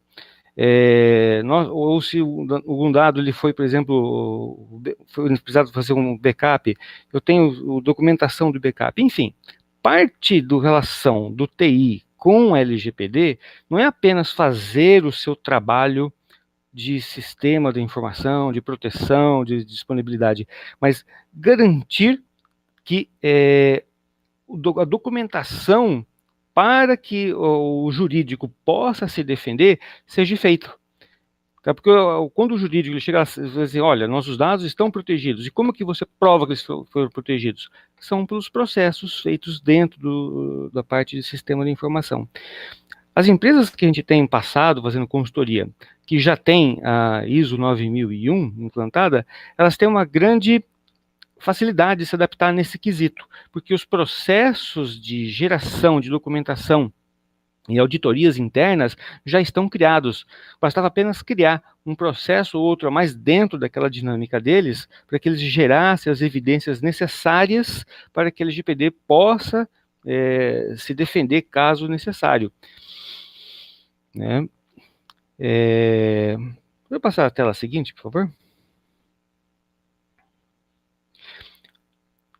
É o caso então da política de backups, que são importantes não apenas serem feitas, mas de gerar essa documentação. Os controles de acesso, ou seja, não só o controle de acesso do ponto de vista de um login, mas quando alguém depois diz, olha, um tratamento, quem foi que teve acesso à informação, ou quem fez algum tratamento de informação, que o dono hoje da informação é o dono do CPF. E ele pode fazer um questionamento como esse. Para que a empresa responda quem teve acesso e o que foi feito, é importante que esses controles de acesso sejam muito bem feitos. E quando eu digo muito bem feitos, já vi sistemas que você entra lá com o seu login, entra com a sua senha, mas a hora que ele gera, por exemplo, o log no banco de dados, dentro do banco de dados ele gera todos os logs como admin. Ele não transfere esse admin, quer dizer, esse usuário para o banco de dados. Então tem que ser olhado a forma como o sistema ele foi feito. Alguns sistemas feitos mais rápidos, eles acabam não tomando esse cuidado para garantir essa resposta às informações de quem teve acesso aos dados. E é muito importante o controle dos testes de vulnerabilidade. Não apenas o controle, né, de conhecer as suas vulnerabilidades, mas como ter também, mais uma vez, a documentação disso tudo certinho. Hoje existe muitas empresas no mercado. Eles fazem o teste, eles dão um relatório de como que você está, sugere quais são as opções. Que a questão hoje não é mais tornar-se totalmente invulneráveis. Seria caro demais para qualquer empresa, mas é tornar a empresa num ponto que não o custo da pessoa que vai entrar dentro dela é maior do que ela pode tirar. Então, ao chegarmos nesse ponto, a gente pode gastar menos, né, com a segurança da informação, mas estar no ponto ideal para atender as necessidades da LGPD e a própria segurança na empresa. Nesse aspecto, então, a segurança da informação, ela passa a atender a necessidade da LGPD, que é aqueles itens de disponibilidade, integridade, confidencialidade, e gerar evidências de que os dados estão sendo feitos de acordo com a lei. Roberto, eu vou entrar um pouquinho, fazer um adendo. Sim, claro. Na questão de tecnologia. O que essa lei está fazendo? Obviamente, como qualquer lei de governança ou compliance, ela gerou uma teia. Na minha avaliação, similar à lei anticorrupção, essa é a primeira lei mesmo assim, de governança, que obriga toda a cadeia a se adaptar. Por quê? Porque ela transfere a batata quente. Ou seja, eu estou exigindo das empresas que eu presto consultoria que, além que ela tem que se adaptar internamente, mas ela tem que obrigar os seus fornecedores a se adaptar. Mais para frente o Ronaldo vai falar de um case muito interessante, mas assim, a partir do momento que eu obrigo o meu fornecedor a se adaptar, sob pena até de não contratá-lo, porque o prejuízo pode ser maior, esse fornecedor obriga a terceiros. Ela também é uma lei que vai fazer com que o pessoal de tecnologia de informação crie o hábito de coletar evidências, que nem o Roberto falou. Por quê? Porque essa coleta de evidências ela vai ser fundamental para eu responder todas as demandas que a lei exige. Exemplo, processo, fiscalização, os próprios usuários. O relatório de impacto é feito dessa coleta de evidências em várias versões, ou seja, você tem a versão principal, mas depois você tem uma série de atualizações necessariamente dessas evidências. Então, ela faz com... E aí, por isso, a multidisciplinaridade. Por isso que não pode ser uma lei só de advogado, só uma lei presa ao jurídico, tanto na sua aplicação como no seu olhar interno. O pessoal de tecnologia vai ter que criar o hábito de gerar essas evidências para que eu possa responder à demanda dessa lei.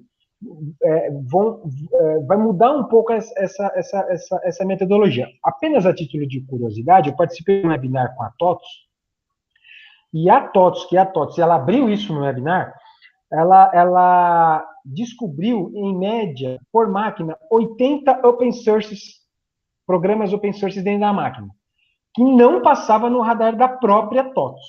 Ou seja, é aquele PDF Creator que você puxou gratuito que fica minerando o dado, é um outro programinha com Media Player, e por aí vai. Isso que era TOTOS. Outro aspecto importante que o Ronaldo tinha levantado, que eu vou complementar, e aí vou complementar com a fala do Roberto, é o seguinte: o pessoal está esquecendo de um artiguinho da lei, e o Ronaldo já colocou isso, que o DPO, na concepção dos produtos e serviços, por isso que a gente coloca o software, ele tem que olhar a lei. E o pessoal está esquecendo. Então, desde hoje, da concepção do seu produto e serviço, você tem que olhar a lei e não só, e gerar evidências que você criou o seu produto, o serviço, de uma maneira adaptada. Ronaldo, vou passar a fala para você. Só, na verdade, assim, voltando aqui para as perguntas, na verdade, no chat, eu vi o pessoal aqui comentando um pouquinho sobre a aderência da 27001, né, sobre a facilidade em aplicar compliance. É bem isso mesmo, pessoal. A partir do momento que vocês têm o hábito, né, de uma ISO, de algum tipo de metodologia que facilite o seu dia a dia, né, que te obrigue a algum tipo de compliance, isso naturalmente facilita todas as outras adequações. Tá?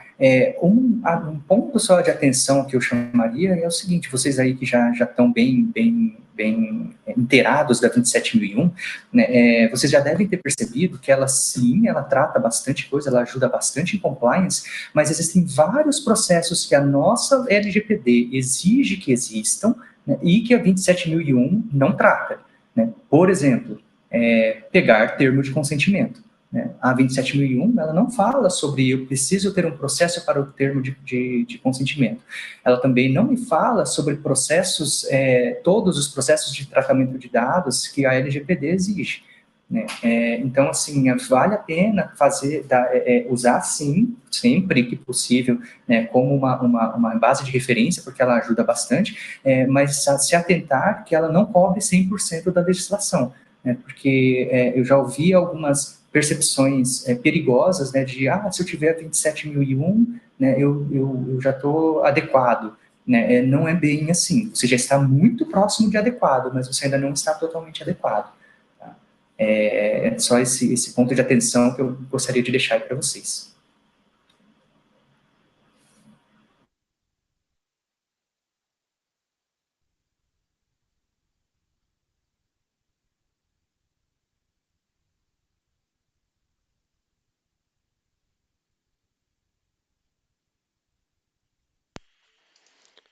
Não sei se o Rodolfo está falando, mas o Vamos lá? microfone está no mudo. Manda bala. Agora está operando.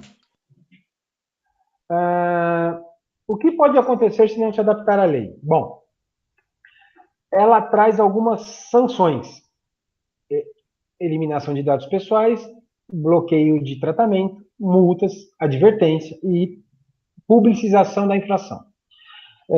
Vou me ater um pouquinho a essa publicização da infração, porque esse é um conceito muito interessante. Por quê? Hoje, garanto para vocês que em torno de 95% a 99% das suas contratações são por reputação, não são por contrato. O que eu estou querendo dizer com isso? Ou seja, você vai contratar um restaurante, você vai contratar um hotel, você vai contratar uma viagem, você vai contratar um advogado, você vai contratar um consultor, a primeira coisa que você olha são as estrelinhas. É a reputação que aquele vendedor tem. E 95% das contratações hoje são feitas dessa maneira. Eu vou contratar um consultor, eu vou entrar no site do consultor, vou no Reclame Aqui, vou ver a reputação que ele possui nas mídias sociais. E o que essa lei traz? Ela traz que você pode estar numa lista negra. A publicização da infração é o seguinte: você deixar público para todo mundo que eu não cumpri a norma, ou eu recebi tal infração, etc, etc, etc. Nas grandes empresas que a gente tem transacionado com a nossa consultoria, o que mais preocupa de todas essas infrações é a publicização da infração. Por quê? Porque ela perde mercado. É aí que está o problema. Provisionar para grandes empresas uma multa de até 50 milhões não é problema. O problema é ela perder mercado, perder a reputação dela com o descumprimento da privacidade dos seus usuários, dos seus compradores. Então, e a norma vai deixar claro que isso vai poder se tornar público, ou seja, vai estar lá, igual semelhante, a gente imagina, semelhante ao Reclame Aqui, vai ter uma lista, quando você for contratar, ou consumidor.gov, algumas outras iniciativas, vai ter uma lista que consta a sua empresa. Isso é o ponto que a gente tem visto de maior relevância, especialmente empresas que têm um market share, produtos, elas brigam muito acirradamente, com uma margem muito pouca em produtos top, elas estão muito preocupadas com essa publicização da infração. O que a lei leva em conta que a gente entendeu que vale a pena colocar? Ela é muito legal, essa lei, porque ela tem um conteúdo mais ativo, ou seja, ela vai olhar para cada empresa de acordo com cada empresa, de acordo com o tamanho de cada empresa, olhando esses aspectos. Se a empresa é reincidente, se ela agiu de boa fé ou não, se ela não limpou a sujeira para parte de baixo do tapete, ela vai olhar a condição econômica, a proporcionalidade daquela empresa e todos os outros aspectos. Resumindo, para uma microempresa, ela vai ter um olhar. Não significa que você pode descumpri-la. Importante, se não houver prorrogação, quem não quem não cumpriu os requisitos da lei, você já vai estar ilegal. O que a lei vai olhar é o seguinte: ok, eu sou uma microempresa. Ok, eu sou a Vivo. Como é que eu trato isso? Eu trato eles de forma diferente, olhando esses aspectos sempre. Então, por exemplo, eu como microempresa, não necessariamente preciso ter um setor de compras que tem um cara de segurança, daí eu vou chegar a esse exemplo, você vai ter um cara de segurança da informação do lado e eu tenho que auditar meu fornecedor. Entendemos que é diferente isso com a Vivo, por exemplo, que se falar assim, olha, meu maior fornecedor no setor de compras representa 20%. E você não o auditou, você é a Vivo, cara. Você tem capacidade para fazer isso, você tem equipe para fazer isso, você tem competência para fazer isso. Então, é importante colocar dessa lei que, ok, se ela entrar em vigor em agosto, quem não tiver adaptado vai sair legal. Mas o olhar para cada empresa, o olhar para cada segmento é diferente. Por exemplo, se eu tenho uma empresa eminentemente de tecnologia ou de uma fabricação de software, você, obviamente, tem muito mais aderência e condições de ter um produto muito mais robusto. E eu vou olhar muito mais se as suas tecnologias estão sendo preparadas para isso do que para uma empresa que vende autopeça. Esse é um dos aspectos muito interessantes dessa lei, que ela leva tudo isso em conta na hora da fiscalização ou na hora de uma denúncia, etc. O que pode acontecer se eu não adaptar? Nós desenhamos esse quadro, e aí, obviamente, a gente deu uma abrasileirada nesse quadro, porque a gente conhece, eu tenho 2 anos de advocacia e outras iniciativas, e a gente conhece mais ou menos o que vai acontecer. Primeiro, a gente acredita que vai acontecer uma onda de denuncismos para eu matar concorrente.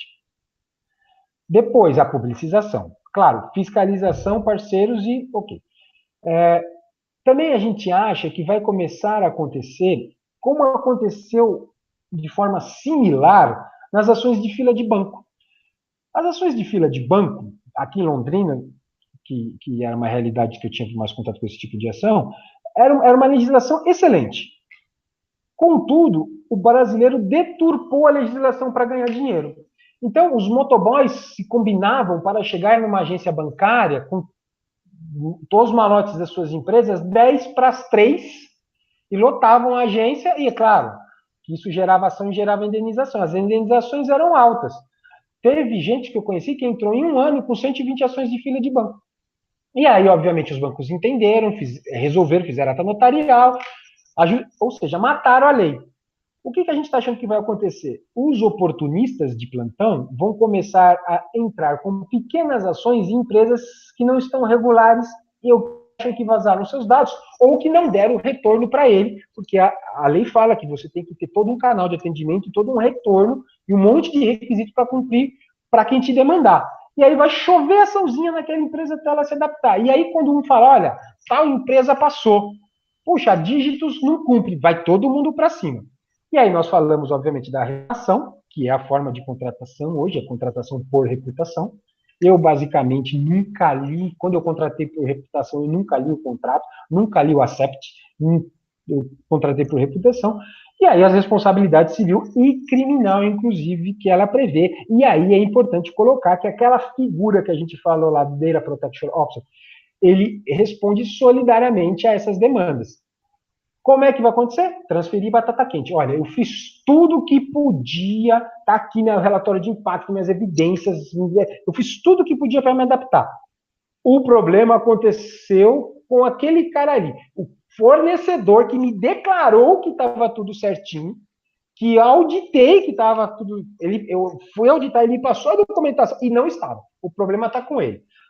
Aí chega nele, ele vai falar assim, eu estava tudo certinho. O problema não aconteceu comigo, aconteceu com outra pessoa. Até que alguém não vai estar adaptado e a batata quente desse monstro todo vai sobrar para ele.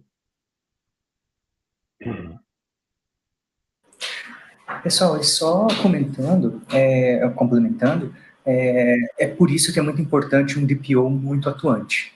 Tá? O DPO ele tem que estar de olho em tudo isso, ele tem que estar acompanhando tudo isso, tá? Se ele não tiver muito por dentro, muito mergulhado nessa realidade, né, coisas vão passar batidas, tá? Gosto de chamar uma atenção rápida, pessoal, porque, assim, eu já vi algumas perguntas em eventos anteriores do seguinte: olha, mas o DPO, ele tem que ser uma pessoa da empresa, tem que ser uma pessoa física, eu posso terceirizar esse DPO?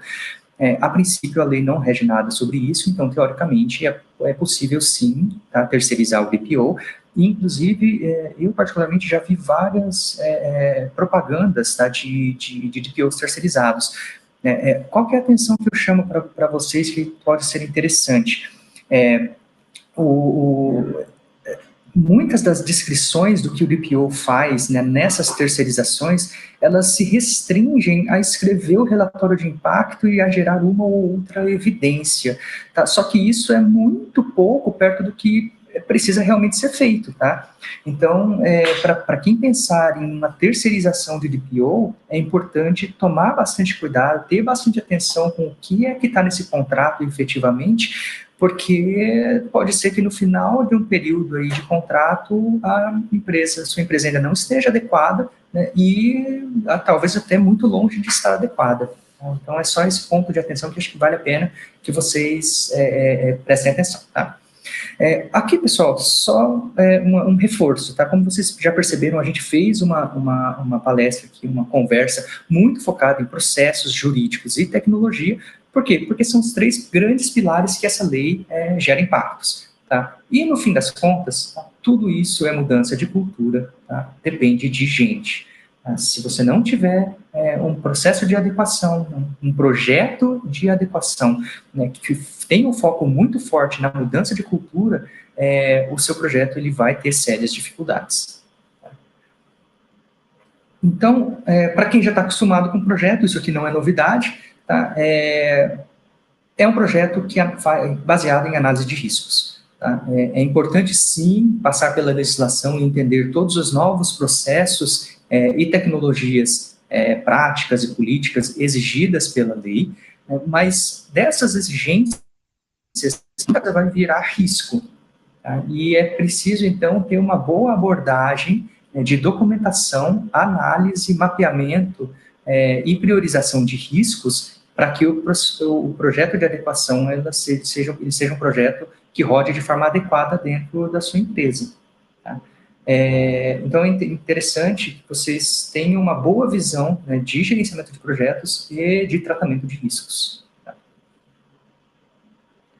Aqui, pessoal, dentro daquele exemplo que o Rodolfo estava comentando, tá, algumas empresas já estão trabalhando no seu processo de homologação de fornecedores baseados em práticas de segurança da informação e da Lei Geral de Proteção de Dados, quando esse fornecedor ele vai, de alguma forma, ter contato com dados pessoais um pouco mais relevantes. Tá? A gente prestou consultoria para uma empresa, esse aqui é só um case para poder exemplificar para vocês, tá? Onde a gente teve a oportunidade de ajudar um cliente nosso a se preparar, a responder um formulário desse de homologação. Tá? Quem estava fazendo essa homologação era a fábrica da IP, sabão IP, detergentes IP. Tá? Eles contrataram uma especialista de segurança da informação, tá? Que tem como missão fazer essa adequação, né, da homologação de fornecedores de toda a IP. Esse daqui, o questionário tinha mais de 40 perguntas, tá? A gente trouxe aqui 5 perguntas que foram utilizadas nesse questionário para poder homologar fornecedores. Então, assim, notem que algumas empresas elas já estão indo muito além do que a própria legislação ela deixa explícita, né, mas entrando bastante naquela proporcionalidade que a lei fala. Aí depois, quem quiser, a gente manda essa apresentação, vocês conseguem olhar com calma essas perguntas.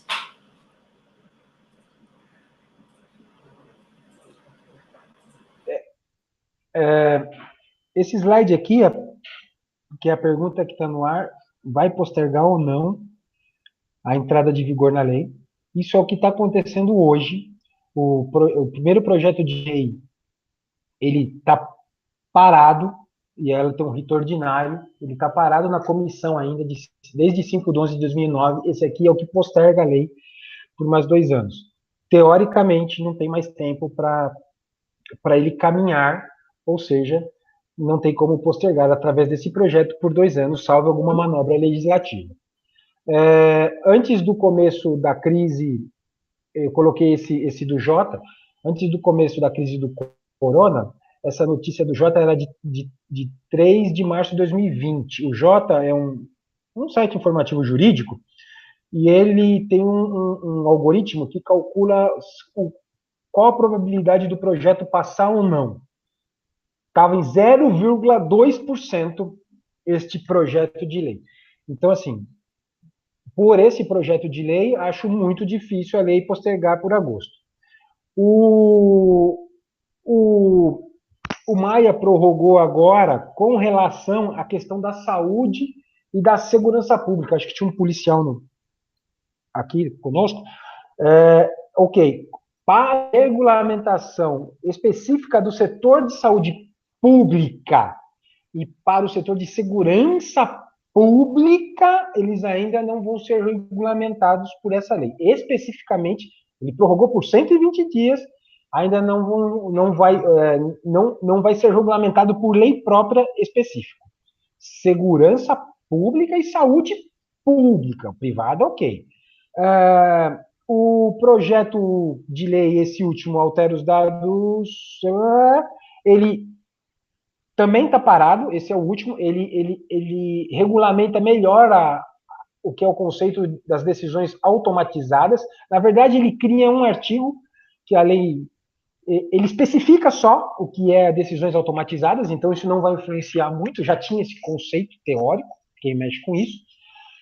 O projeto de emenda constitucional que altera a Constituição, colocando dados pessoais como garantias fundamentais, já passou por tudo, está em todas as comissões, ele já está em aprovação, acho que um plenário já foi, e a última sessão foi em 17/3/2020, a aprovação desse, ou seja, dados pessoais, independentemente da entrada em vigor da lei, vai virar garantia fundamental. Se virar garantia fundamental, independente ou não da criação da Agência Nacional, vai haver o diálogo das fontes contra a legislação, Código de Defesa do Consumidor, Marco Civil da Internet, outras legislações que vão punir as empresas que não tratam com carinho os dados pessoais.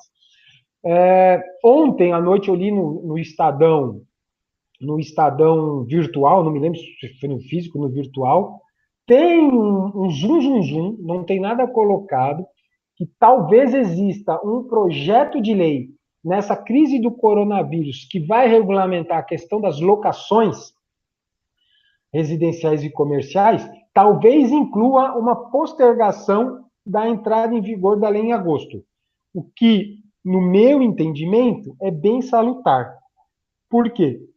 Porque, obviamente, as empresas hoje estão numa outra fase de adaptação, aí eles precisam aí de 90, 120, 180 dias para adaptar a isso, né? Não significa que isso vai ficar postergado para frente. E como é norma cultural, em média, são 6 meses para implementar isso. Ou seja, mesmo que aconteça uma postergação, que eu acho bem salutar neste momento de crise, uma postergação dessa entrada em vigor, você tem um período para adaptação que ele demora um pouco por ser uma lei de compliance, uma lei de governança, nem uma lei de cultura, especialmente cultura de segurança, você consegue implantar em 30 dias. Naturalmente, ela demora para ser implantada e demora para ser absorvida pela empresa, naturalmente. Então, esse slide eu fiz ontem à noite para ver o que tinha de novidade da lei. Então, efetivamente, o que tem de novidade é isso, é o que existe. E o mais interessante de todos é que o projeto de emenda da Constituição, essa PEC vai passar, ou seja, dados pessoais vai ser garantia fundamental, eu acho que tem que ser, né? Mas talvez tenhamos aí uma postergação da lei de 100, 120 dias. Mas efetivamente, hoje nós não temos nada colocado, tá? isso aqui, já colocamos no chat e reiteramos, estamos à disposição. Quem quiser receber esta apresentação, só se cadastrar aqui no Forms, tá? Fiquem à vontade, que a gente manda com o maior prazer do mundo. Aqui são os dados nossos de contato. Estamos abertos aqui a mais perguntas, mais dúvidas, mais interação. Vocês fiquem à vontade. Ronaldo e Roberto, querem fazer alguma colocação extra? Não, de minha parte não. Eu queria, na verdade, agradecer mais uma vez, né, a todos aí pela crise. A gente está aqui juntos conversando sobre os impactos dessa nova legislação e a presença de todo mundo. Agradecer mais uma vez o Sebrae, que viabilizou todo esse evento aqui por meio do CAFETEC. Agradecer o Eduardo e a Danúbia, que participaram pessoalmente aqui dessa organização. Agradecer o Ronaldo Cousa e o Gilmar Machado pela abertura que fizeram aqui, a PL, FTI, TI Paraná, e os outros órgãos apoiadores, aí, as outras instituições apoiadoras do evento. Legal. Roberto, quer falar alguma coisa? Não, quero só agradecer também a você, o Sebrae, a PL, pela oportunidade de podermos falar aí com vocês. Não, eu que agradeço demais a presença de vocês aí, de poder falar, de poder divulgar, né, toda essa questão da LGPD, uma questão tão importante, tão relevante aí para as nossas empresas, tanto locais quanto de fora, né? Vi que tem bastante gente de fora, acho que isso foi muito bacana, foi muito rico. Tá aí o contato do pessoal, caso vocês queiram entrar em contato, tirar outras dúvidas. O Ronaldo já passou também um link, né? E deixo aqui aberto também o meu contato, só me reapresentando, que faz tempo que eu não falava, né? Eu sou Eduardo, sou consultor do Sebrae, da linha das empresas de tecnologia da informação e comunicação. Então, quem precisar falar qualquer coisa aqui, manda uma mensagem, responde aqui no próprio YouTube. Nós estamos à disposição tanto para apoiar as empresas para iniciativas como a LGPD, tanto nessa questão do corona, né? Agora nós temos algumas iniciativas bem bacanas para vocês, tá? E vamos abrir para perguntas. A gente tem aí mais uns 10 a 15 minutinhos mais ou menos que a gente pode ter. Quem tiver qualquer questão, fique à vontade. Uma outra coisa, essa apresentação, ela está gravada, né? Fica aqui o mesmo link, vocês podem pegar e encaminhar isso para quem vocês quiserem. O Cafetec é aberto, né? Então não tem essa restrição. Nós inicialmente deixamos o link como não listado para poder ter um controle a respeito dos inscritos, para a gente poder fazer o registro, né, do próprio Cafetec. Beleza, gente? Então fica aqui aberto. Quem tiver alguma questão, fiquem à vontade. Eu vou fazer uma colocação aqui, aproveitar. Independente do que está acontecendo hoje, e independente da situação de cada um, não se assustem com esse tipo de governança, com esse tipo de norma de compliance. De longe, quando você vai começar a governança, um compliance, ele parece, no sol, assim, ele parece um dinossauro, um tiranossauro rex enorme e feio. A partir do momento que você vai fazendo, cada passo que você dá, você chegando perto daquilo, você vê que na verdade era um morrinho, que parte dele você já conhecia a vegetação e você sabia como subir. O importante de compliance e conformidade, e essa é uma regra de compliance e conformidade, é dê o primeiro passo, comece. Não ache, não fique olhando de longe esse troço. Chegue perto, chegue junto. Quando você fizer isso, você vai verificar que você tem total capacidade de realizar passo a passo. Mas o importante que a gente sempre fala, comece. De algum ponto, comece a fazer essas adaptações. E aí, nesse tipo de adaptação, muito interessante, o que tem surgido conosco, é que no final das contas você revê um monte de processos da empresa, né? Porque a empresa falava, nossa, eu não sabia que tinha isso, não, eu não sabia que tinha risco aqui, nossa, eu não sabia que tinha essa relação, não, eu não sabia que não tinha esse contrato, não, eu não sabia que eu fazia isso. No final das contas, como qualquer regra de compliance, você vai puxando outros fios que você deixa normalmente a empresa mais segura, mais ágil nas suas decisões, revisando os seus processos, você verifica onde você está gastando dinheiro e está improducente naquele processo. Você acaba revendo. É uma forma de adaptação forçada. Fazendo um similar ao que está acontecendo hoje com o coronavírus. No final das contas, que pese todas as aflições e as dificuldades, necessariamente você está olhando para dentro e revendo a sua casa, revendo suas formas de venda, revendo seus processos, revendo todos. Você eventualmente não revia, né? Quem mexeu no meu queijo ficava circulando ali atrás do próprio rabo. Hoje você está fazendo isso. E quando você faz isso, no mínimo você se torna mais eficiente.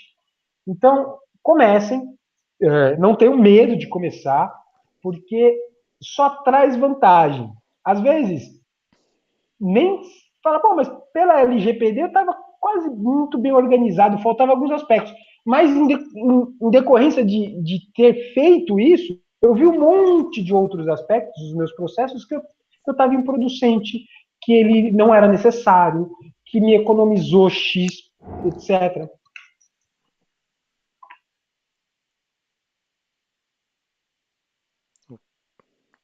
Rodolfo, acho que acabou ficando no mudo o seu microfone. Eu coloquei para ver se alguém quer complementar, alguém quer colocar, aproveitar que a gente está falando de conformidades.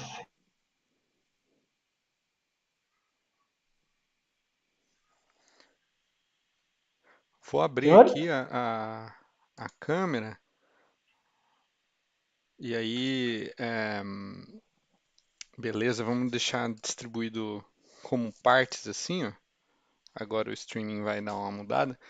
Se quiserem abrir a câmera de vocês. E... Opa! Aí. E pessoal, talvez tenha alguma outra pergunta aí, deixa eu ver. Até o presente momento não. Mas novamente, tá aí o Ronaldo Couza, né, que ficou com a gente aí até o fim, legal demais, Ronaldo. E também agradecer todo o APL. Opa, agora tá dando um eco aí. Rapaz, vou me ouvir aqui demais. Mas de qualquer forma, agradecer todo o APL pela também divulgação que teve do evento. Acho que foi muito bacana isso, toda essa participação de todos. E lembrar que o Cafetec ele acontece. Vou falar assim, acabar não me ouvindo. O Cafetec acontece toda primeira quarta-feira do mês. E mês que vem vai acontecer também. Então fiquem ligados, vai ser nesse canal. A gente manda o link, manda o formulário de inscrição para quem já participou. Beleza? Valeu, gente. Novamente, muito obrigado, Ronaldo, Roberto e também Rodolfo. Só tem R aqui, né, nesse momento aqui, né? Tem também Ronaldo Couza e eu que sou Eduardo Ribeiro. Eduardo. Coisa linda. Eduardo. Oi. Tá caminhando para o fim, eu só queria fazer um agradecimento especial a todos os participantes, né? E dizer que o APL está à disposição, a Sintec, o próprio TI Paraná, o Gilmar teve que sair da reunião. Para quem tiver dúvida com relação às ações que nós estamos fazendo, também só mandar para o Eduardo, né? E nós precisamos... eu estou na diretoria da ACIL também, estamos movimentando para que a gente saia bem desse vírus, o corona, né? Estamos se movimentando, quem tiver dúvida, precisar do APL, a gente está à disposição. Um abraço. Mais uma vez, muito obrigado, pessoal. Valeu, gente. Saudade de tomar uma cerveja que sobra de todo mundo, hein, Du? Ô, rapaz, precisamos, né? Precisamos. É isso mesmo, nossa, cara, essa é uma parte que faz falta para todos, né? Sucesso aí, parabéns pela iniciativa e força. Parabéns, Sebrae e Londrina. E agradecendo a ajuda em tudo que vocês estão dando aí para todo mundo. Força aí, que a gente vai sair melhor dessa. Beleza. Abraços, senhores. Obrigado Valeu. a todas as instituições que nos apoiaram. Abraço. Um abraço. Vou deixar registrado aqui só um agradecimento também pro Tarek e pra Fernanda, meus assistentes que me ajudaram aí a fazer todo esse processo acontecer também. Valeu, gente. Show, show. Falou.